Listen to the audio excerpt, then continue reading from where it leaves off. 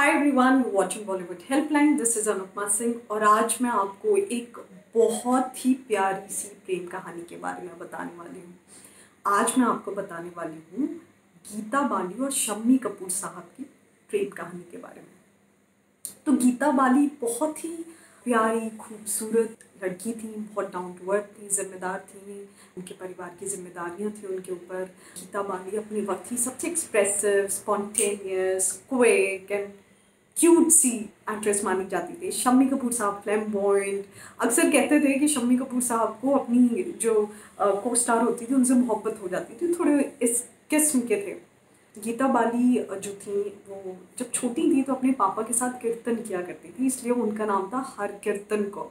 बहुत वो हर मज़हब को मानती थी, वो कुरान हो, ग्रंथ साहब हो, सब कुछ को मानती थी। बहुत अच्छे ख्याल, आज़ाद ख्याल की थी। और जब वो छोटी थी तो उनके पापा को स्मॉल पॉक्स हो गया था, जिसकी वजह से उन्होंने आंखों की रोशनी खो दी और उन्हें बचपन से फिल्मों में काम करना पड़ा अपना परिवार चलाने के लिए। और वो पूरी ज़िंदगी जब तक वो फिल्मों में काम किया उन्होंने, तब तक वो अपने परिवार के लिए काम करती रही। तो उनकी मुलाकात शम्मी कपूर साहब से हुई और फिल्म का नाम था रंगीन रातें।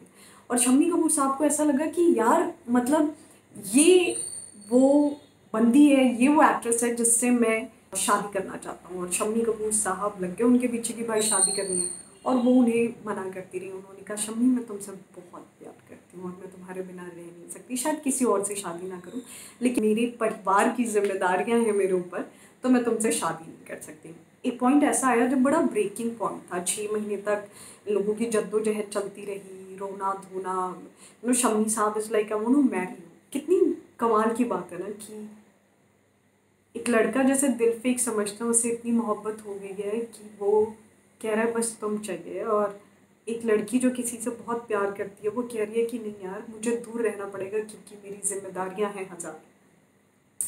पर और काफ़ी कुछ दिक्कतें भी थी। दिक्कतें इसलिए थी क्योंकि एक तो गीता जी उनसे 1 साल बड़ी थी, तब ये बड़ी बातें मानी जाती थी। साथ ही गीता बाली जो थी उन्होंने शम्मी साहब के डैड और बड़े भाई दोनों के साथ एज अ हीरोइन काम किया हुआ था, तो थोड़ा मतलब एक होता है ना, थोड़ा सा ऑकवर्डनेस काइंड ऑफ थिंग।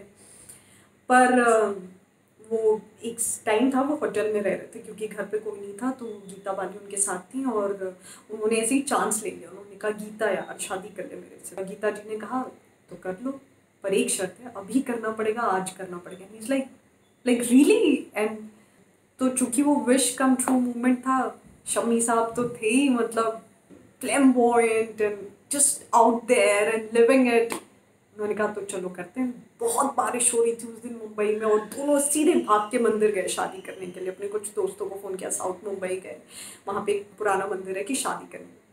आपको पता पंडित ने क्या कहा, सुनो भगवान सो रहे, जाओ 4 बजे आना।